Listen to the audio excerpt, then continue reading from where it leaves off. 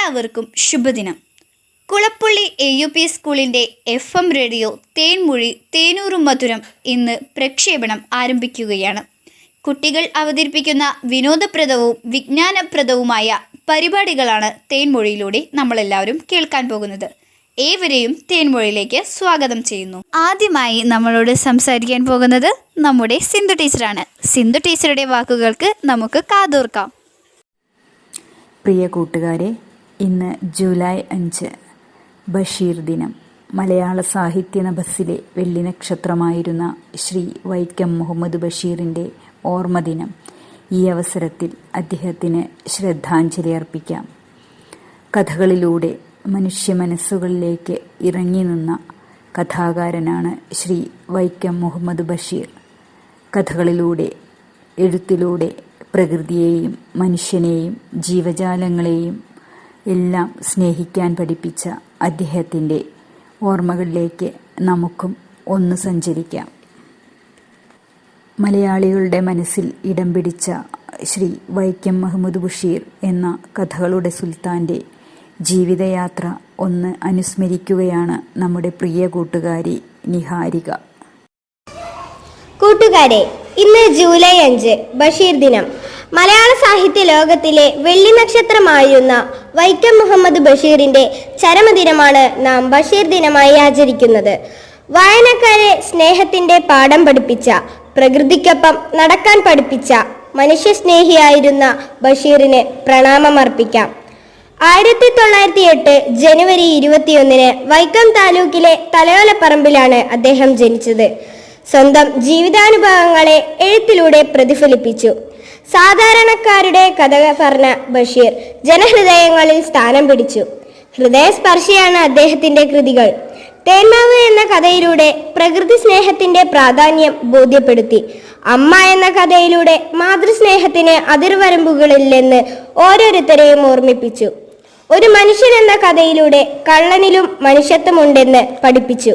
ഇതുകൊണ്ട് തന്നെ ബഷീർ കൃതികൾ ജീവിതഗന്ധിയായി. ഇന്ത്യയൊട്ടാകെ സഞ്ചരിച്ച്, പല ഭാഷകൾ പഠിച്ച്, പല ആളുകളെയും തിരിച്ചറിഞ്ഞ് അതെല്ലാം തൻ്റെ എഴുത്തിലും ഇതിവൃത്തമാക്കി. സ്വാതന്ത്ര്യ സമരത്തിലും പങ്കാളിയായിരുന്നു. കോഴിക്കോട്ട് നടന്ന ഉപ്പു സത്യാഗ്രഹത്തിൽ പങ്കാളിയായി.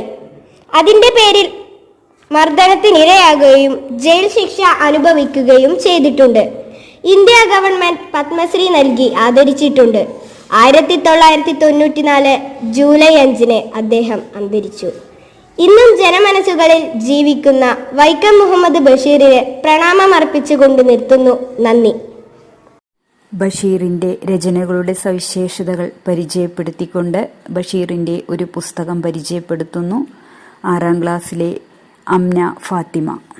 നമസ്കാരം. ഞാൻ ഇവിടെ പരിചയപ്പെടുത്താൻ പോകുന്ന പുസ്തകമാണ് തേന്മാവ്. ഈ പുസ്തകം എഴുതിയത് വൈക്കം മുഹമ്മദ് ബഷീറാണ്. മലയാള സാഹിത്യ ലോകത്തിലെ മൗലിക പ്രതിഭ വൈക്കം മുഹമ്മദ് ബഷീറിന്റെ ചിരിയും ചിന്തയും ഇടകലർന്ന രചനകളാണ് തേന്മാവ്, ഭൂമിയുടെ അവകാശികൾ, ജന്മദിനം, വിശ്വവിഖ്യാതമായ മൂക്ക് തുടങ്ങിയ 10 കഥകൾ അടങ്ങിയതാണിത്. എനിക്ക് ഏറ്റവും കൂടുതൽ ആസ്വദിക്കാൻ പറ്റിയ കഥയുടെ പേരാണ് തേന്മാവ്. എന്തുകൊണ്ടെന്ന് വെച്ചാൽ, ഉണങ്ങിയൊരു മാവിനെ റഷീദ് എന്ന വ്യക്തിയും അദ്ദേഹത്തിൻ്റെ ഭാര്യയും ചേർന്ന് അതിന് വെള്ളമൊഴിച്ച് വളർത്തി വലുതാക്കി. മാവ് അവർക്ക് ധാരാളം മാമ്പഴവും നൽകി.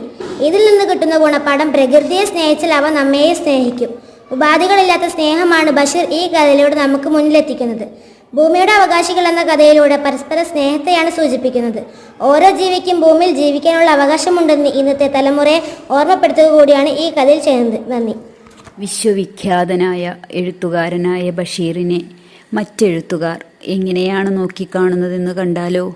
ശ്രീ കിളിരൂർ രാധാകൃഷ്ണൻ ബഷീറിൻ്റെ രചനകളെ എങ്ങനെയാണ് നമുക്ക് മുന്നിലെത്തിക്കുന്നതെന്ന് ഒരിടത്തൊരു സുൽത്താൻ എന്ന പുസ്തകം പരിചയപ്പെടുത്തിക്കൊണ്ട് 7ാം ക്ലാസ്സിലെ കൂട്ടുകാരി ദിയ കൃഷ്ണ സംസാരിക്കുന്നു. നമസ്കാരം. കിളിരൂർ രാധാകൃഷ്ണൻ എഴുതിയ ഒരിടത്തൊരു സുൽത്താൻ എന്ന പുസ്തകമാണ് ഞാൻ ഇന്നിവിടെ പരിചയപ്പെടുത്താൻ പോകുന്നത്. കഥ പറഞ്ഞ് കഥയുടെ സുൽത്താനായി മാറിയ ബഷീർ അലിവും സ്നേഹവും നന്മയും മാത്രം മനസ്സിലുള്ള വ്യക്തി. എല്ലാവരും ഈ ഭൂമിയുടെ അവകാശിയാണെന്നും അവയെ നമ്മൾ സ്നേഹിക്കണമെന്നും നമ്മെ പഠിപ്പിച്ച വ്യക്തി മുഹമ്മദ് ബഷീർ. ഈ പുസ്തകത്തിൽ എനിക്കിഷ്ടപ്പെട്ടത് തേനൂറും ഹൃദയം എന്ന കഥയാണ്. മനുഷ്യന് മാത്രമല്ല ഭൂമി മറ്റെല്ലാവർക്കുമുള്ളതാണ് എന്ന് നമ്മളിലേക്ക് അറിയിക്കുന്ന കഥയാണിത്. നിങ്ങളും ഈ പുസ്തകം വായിക്കൂ. ബഷീറിനെ കുറിച്ച് കൂടുതൽ അറിയാം. അടുത്തതായി 4ാം ക്ലാസ്സിലെ അനിയയ്ക്ക് എന്താണ് നിങ്ങളോട് പറയാനുള്ളതെന്ന് കേട്ടാലോ? വൈക്കം മുഹമ്മദ് ബഷീറിനെ സുൽത്താൻ എന്ന് വിശേഷിപ്പിച്ചത് ആരാന്ന് നിങ്ങൾക്ക് അറിയോ? ഞാൻ പറഞ്ഞു തരാം. സ്വയം സുൽത്താനായ ബഷീർ. ബഷീറിനെ ബേപ്പൂർ സുൽത്താൻ എന്ന് വിശേഷിപ്പിക്കാറുണ്ട്. ഒരിക്കൽ തൻ്റെ പതിവ് സ്റ്റൈൽ ബഷീർ തന്നെ എഴുതിയ ഒരു വാക്യമാണ് ഇതിന് കാരണം. ബേപ്പൂരിൽ 2 സ്ഥലത്ത് ഞാൻ ഒരു ചെറിയ സുൽത്താനായി കഴിയുന്നു എന്ന ബഷീറിൻ്റെ സ്റ്റൈൽ എഴുത്ത്.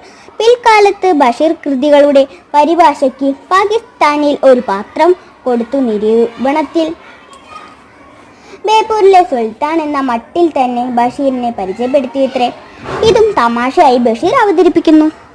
മുഹമ്മദ് ബഷീറിനെ ആരാണ് സുൽത്താൻ എന്ന് വിശേഷിപ്പിച്ചത് നിങ്ങൾക്കിപ്പോൾ മനസ്സിലായോ? വൈക്കം മുഹമ്മദ് ബഷീർ തന്നെ. അടുത്തതായി 2ാം ക്ലാസ്സിൽ പഠിക്കുന്ന ശിവതയ്ക്ക് എന്താണ് പറയാനുള്ളതെന്ന് നമുക്ക് കേട്ടാലോ? നമസ്കാരം, എൻ്റെ പേര് ശിവദ KS. ഞാൻ 2ാം ക്ലാസ്സിൽ പഠിക്കുന്നു. ജൂലൈ 5 ബഷീർ ദിനം. ബഷീറിൻ്റെ ചരമദിനമാണ് നമ്മൾ ബഷീർ ദിനമായി ആചരിക്കുന്നത്. 1994 ജൂലൈ 5 ബഷീർ മരിച്ചത്. ഇന്നത്തേക്ക് ബഷീർ മരിച്ചിട്ട് 30 വർഷമായി. പാത്തുമ്മാടെ ആട്, മതിലുകൾ, ഉണ്ടായിരുന്നു. ഇതൊക്കെ ബഷീർ എഴുതിയ കഥകളാണ്. ബേപ്പൂർ സുൽത്താൻ എന്നാണ് ബഷീറിനെ അറിയപ്പെടുന്നത്. നന്ദി. നമ്മുടെ എല്ലാവരുടെയും മനസ്സിൽ തങ്ങി നിൽക്കുന്ന ചില ബഷീർ കഥാപാത്രങ്ങളെക്കുറിച്ച് നിങ്ങളോട് പറയാനെത്തുന്നത് 4ാം ക്ലാസ്സിൽ പഠിക്കുന്ന വേദികയാണ്. വൈക്കം മുഹമ്മദ് ബഷീറിന്റെ അനശ്വരങ്ങളായ കഥാപാത്രങ്ങളെ നമുക്കൊന്ന് പരിചയപ്പെട്ടാലോ? കൂരിരുട്ടത്ത് ചാണകക്കൂമ്പാരമാണെന്നു കരുതി മൺവെട്ടി കൊണ്ട് ആനയെ വെട്ടി ചാണകക്കള്ളൻ ആനവരി രാമൻ നായർ.